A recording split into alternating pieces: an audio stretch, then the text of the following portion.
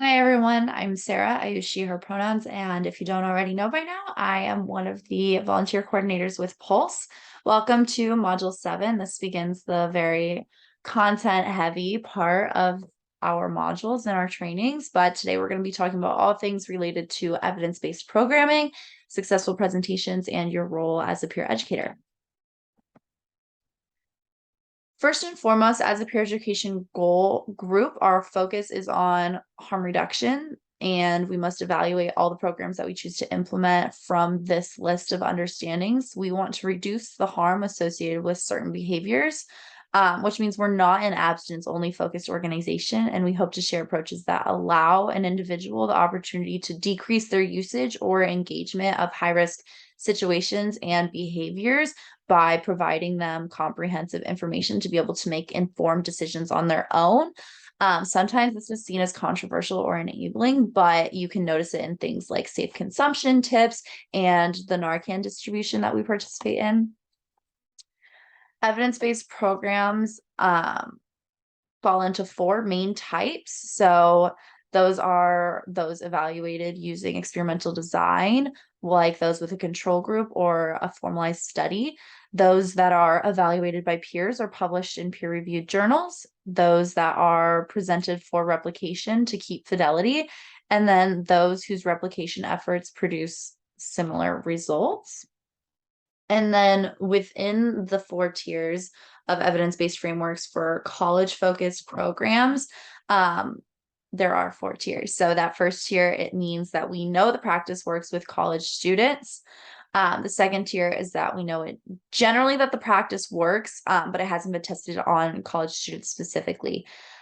Tier 3 means that there's a strong theoretical basis, but we have little evidence on the effectiveness of the program. And then tier 4 means that we know that the practice is not effective.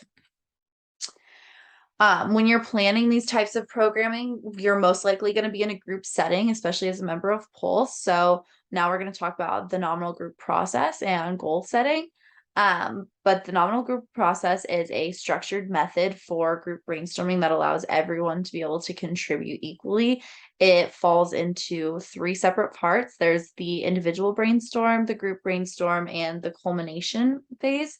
So for the first part, people have the opportunity to have an individual brainstorm and give themselves the time to think. In the beginning of this process, you want to be clear on what problem you're trying to address within the group, and then make a list of suggestions on your own about how to fix the problem and focus on quantity ideas over quality ideas. So some others may be able to update your ideas later on in the process, but the first phase is there's no wrong answers and it's your own individual brainstorm.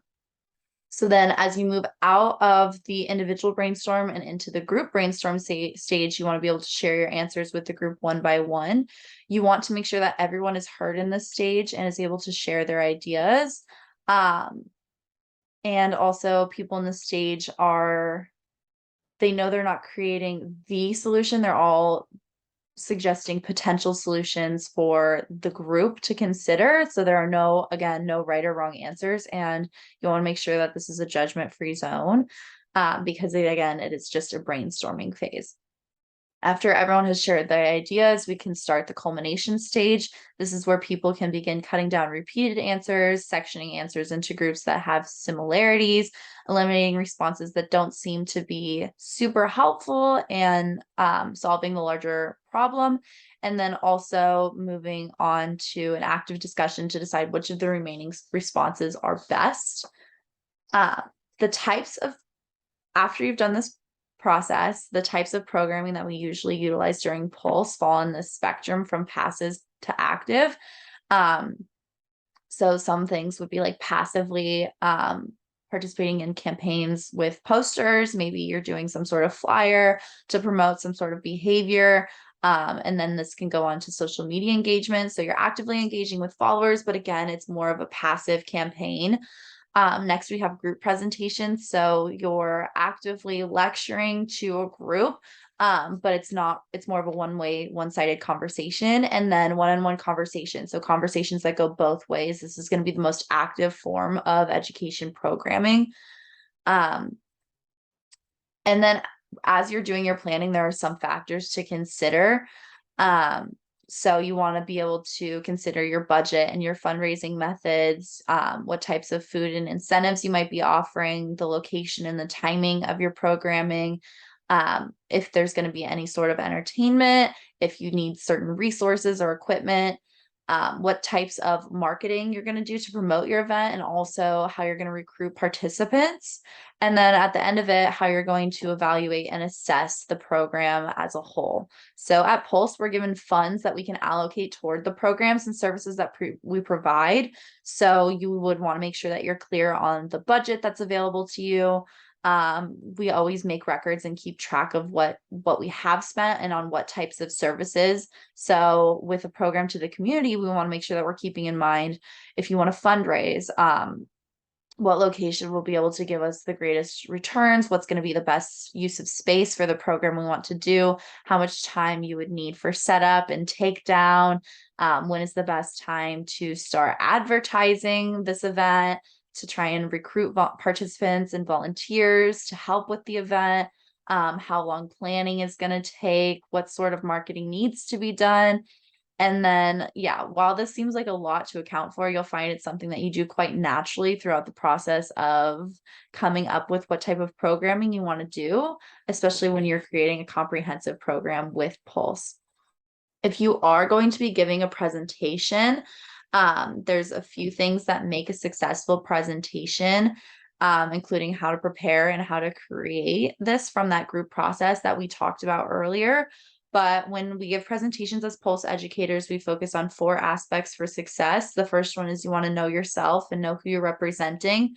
Next, you want to know what your material is. You want to make sure that you're able to prepare for the presentation adequately. You want to know your audience and what kind of perspective they're going to be taking, and then also your purpose in giving the presentation. So if you've prepared all 4 of these aspects and know what you can handle, then and who you'll be interacting with, hopefully you'll be able to achieve a successful presentation.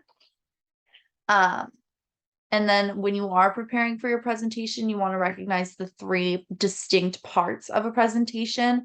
And the first one is to create space in a safe climate for discussion and make sure that everyone feels welcome in the environment and it is a safe space. Usually this starts with some sort of ground rules statement in the beginning of a presentation. You can start with a couple warm-ups or icebreaker questions to get everyone started with the conversation and feeling comfortable with the discussion.